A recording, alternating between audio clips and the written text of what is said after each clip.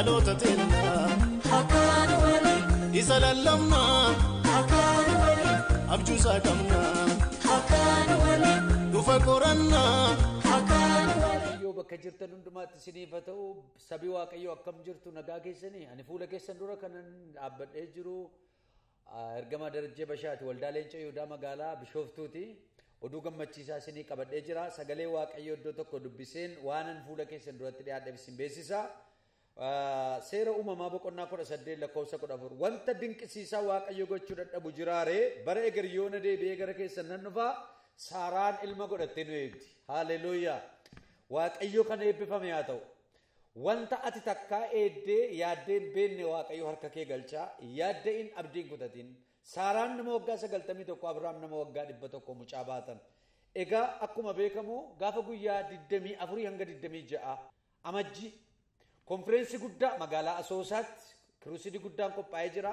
waldaa leenca Yihudaa Rooboot magaalaa Bishooftuu fi waldaa waaqayyo hin qopheessaa waliin ta'uudhaan magaalaa Asoosaatti konferensi guddaa qophaa'ee jira konferensi kanarratti walafeeraa dhukkubsatoota keessumaa rifeerii kan qaban mana yaalaa kan jiran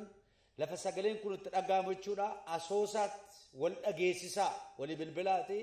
magaalaa Asoosaatti hojii dhabdootaaf nan kadhaa miti mootummaaf nan kadhaa warra hojjetaa mootummaaf nan kadhaa biyyichaaf nan kadhaa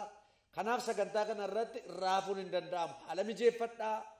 argama akkasuma faarfataa Alamuu Mokonnon irratti argama akkasuma raajii Xilawun irratti argamu anillee irratti argamenis hin tajaajila jimaata guyyaa guutuu qidaamee guyyaa guutuu sanbata guyyaa guutuu wal argaan keenya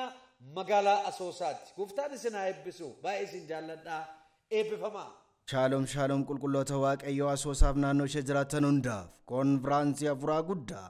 amajjii 24-25 bara 2016 magaalaa Asoosaa waldaa Egzaabeer yaazagaajaa addunyaa fi waldaa leenca Yihudaa Reeboota addunyaa Bishooftuu waliin ta'uun magaalaa Asoosaa naannoo Fannoo Diimaatti guyyoota sadiif jimaata sanbata duraa fi dilbata qophaa'ee waan jiruuf guyyoota kana sadan dhangaa afuraa irratti affeeramtaniittu. konfiraansicha irratti nama waaqayyo bara kana dhalootaaf dibee kaase nama waaqayyo ergamaa darajjee bashaa obboleetti ko balballi araara balballi